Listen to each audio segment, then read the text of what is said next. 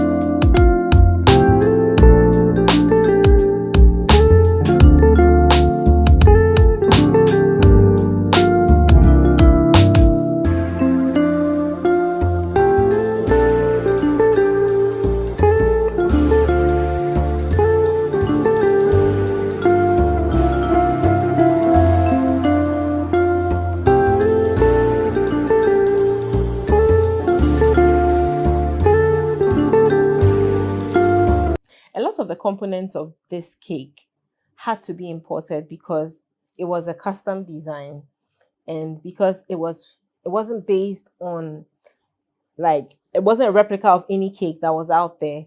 The bride and I sat down and we brainstormed on ideas and designed the cake tier by tier. And so the elements of every tier either had to be made or by ourselves, or we had to custom order. And so we were getting ready for the wedding. That was initially supposed to be in March of last year. And then COVID hit and they decided to postpone the wedding to this year. And so this year we had everything in place. But it was still a race against time because we have, as usual, it's not a situation where we can shut production down and focus on one cake, because we have ongoing commitments to a lot of clients who order their cakes sometimes months and weeks in advance. And so we can't say that because we're working on this big wedding cake, we're shutting down and focusing all our attention on that cake. And so often we have to juggle working on bigger projects alongside working, fulfilling our, our smaller celebration cake commissions. But anyway, one of the biggest challenges that we had, and one of the key components of the design, was the balcony. We designed a balcony. The one of the tiers was essentially a balcony with a balustrade going all around it with 6 pillars.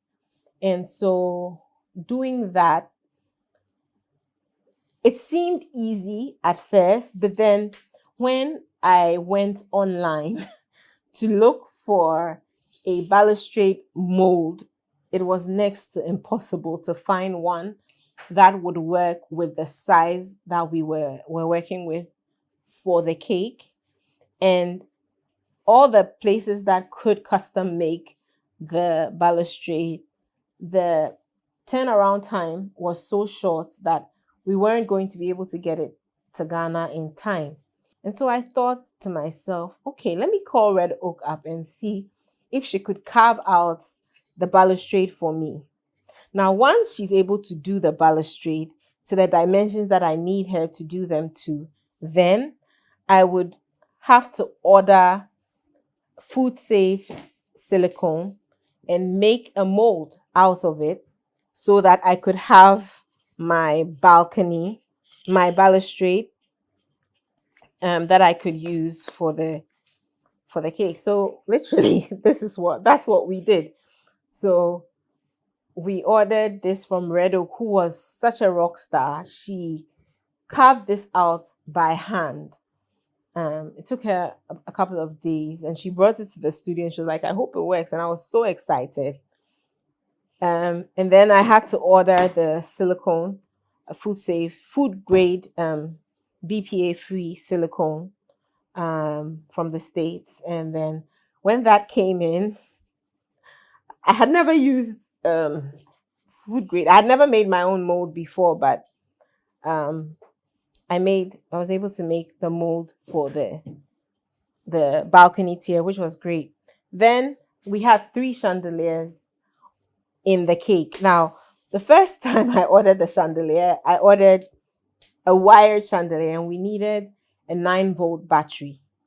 And wiring a cake, even though I've done it and I can do it, it's very cumbersome because this cake would have to be transported to Liberia by air. And there are so many restrictions in having components with batteries for air travel that it was just too complex for me to deal with. Plus, wiring a cake is no joke. And so then we had to order another type, which is more compact, which works via battery. So that's what we ended up using for the cake. And so all that said and done, our cake was finally coming together. We spent close to 3 weeks beating the cake because it had a lot of intricate beating. We made like sheets and sheets of edible lace, lustering the cake, beating the cake, the Swarovski crystals that we incorporated into the design, that the bride wanted, because it replicated the Swarovski crystals in her gown. So we finished the cake, and then we had the task of figuring out the logistics. We made several calls to the airline that gave us dimensions to use for the boxes that we're going to transport the cakes in. We crossed our T's and dotted our I's.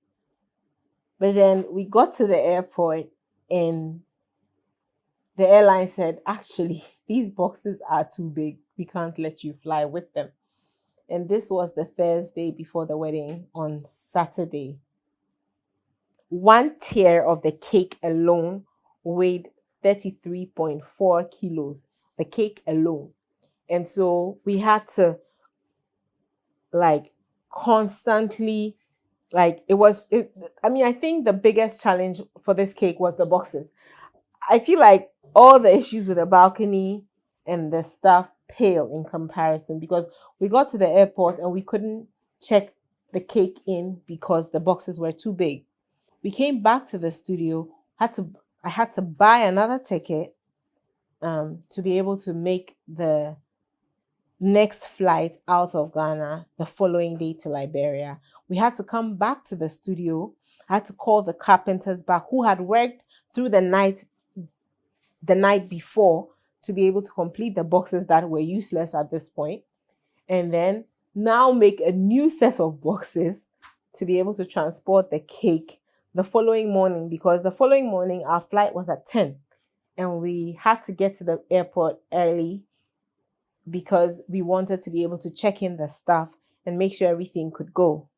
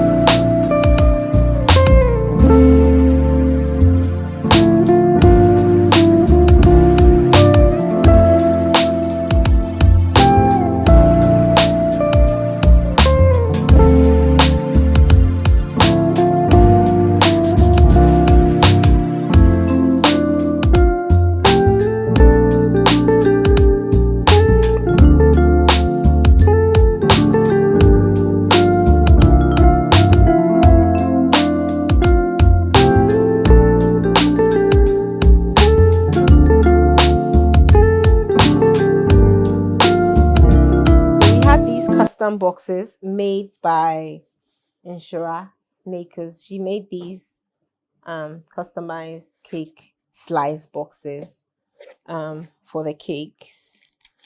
So we transported all this to Liberia. 250 of these plus sugar flowers. We were 200 kilos in excess. We had to pay for 200 kilos excess baggage on our flights. At a point, the airline actually asked us to charter the flights because we were going to take the bulk of the weight that the flight could carry. The logistics of this whole operation was the biggest hurdle that we had to overcome. But we did all that, got to Liberia Friday afternoon, and got straight to work, hit the ground running. The first thing we did, I think, was we boxed the cakes. And then once we boxed the 250 cakes, I got to work on the balcony because I fabricated it in Ghana. I used pastillage, which is the strongest medium, as opposed to gum paste, which dries hard. But pastillage is rock hard, but then it's extremely brittle. So we bubble wrapped all the pastillage balustrades that we did, and then we put it um, in boxes, and it got to Liberia with none broken, which was such an amazing. I think just one broke, but even that, I did a spare one, so it was fine. Because we had been working on the cake for close to 3 weeks, the fondant and the lace and all the beading had time to properly set, and so it wasn't soft. Like, so the cake literally had cured itself to the point where it would take a sledgehammer to get rid of a lot of the detailing that we had done. God being so good, like, we assembled the cake and it was beautiful. I mean, I do a lot of beautiful cakes, and I genuinely love what I do.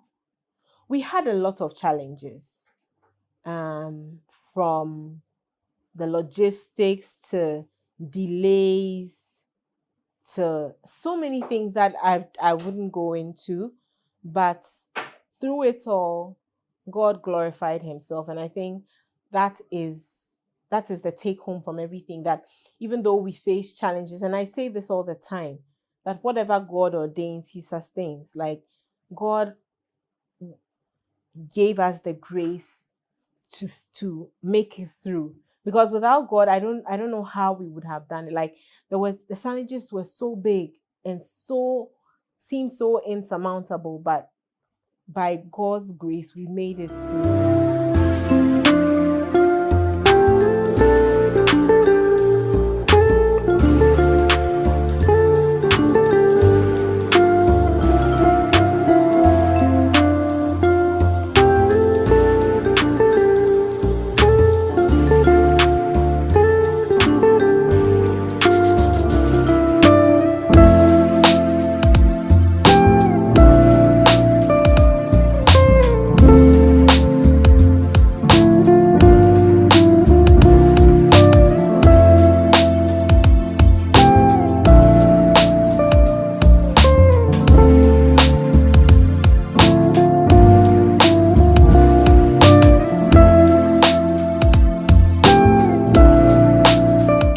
When I stood back and I looked at the cake, I had chills, because I was like, the amount of, like, literally, if you took a microscope, like, or even a magnifying glass, you would see details that seemed to be like too minute to see, but then they made a difference in the larger scheme of things. We micro beaded 6 counts over lace all over the cake. We used hundreds of thousands of sugar pearls, hundreds of sugar blossoms.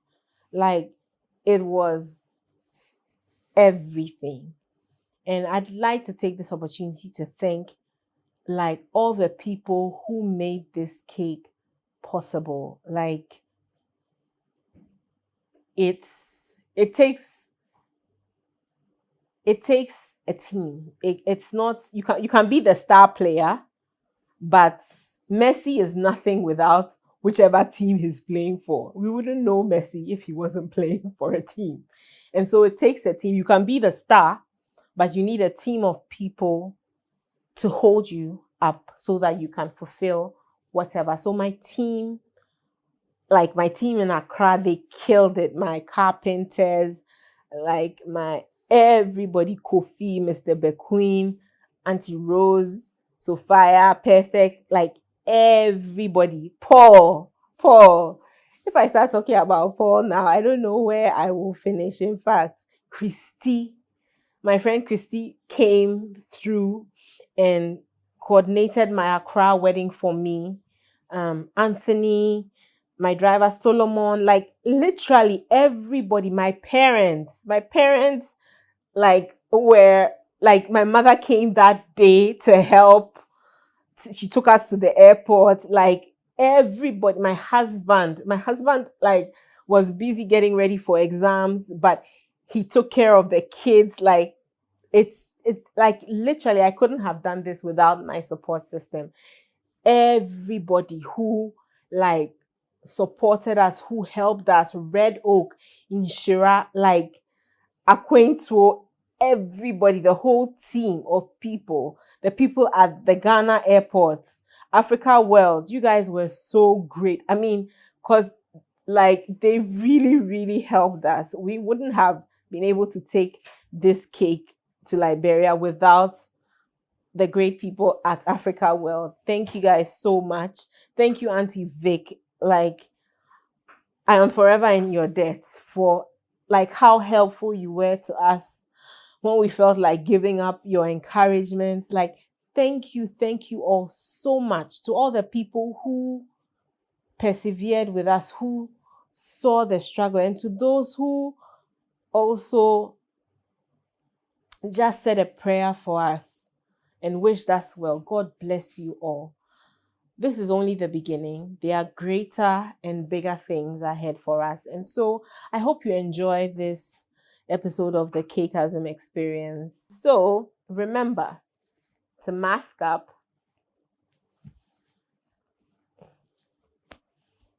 and stay safe.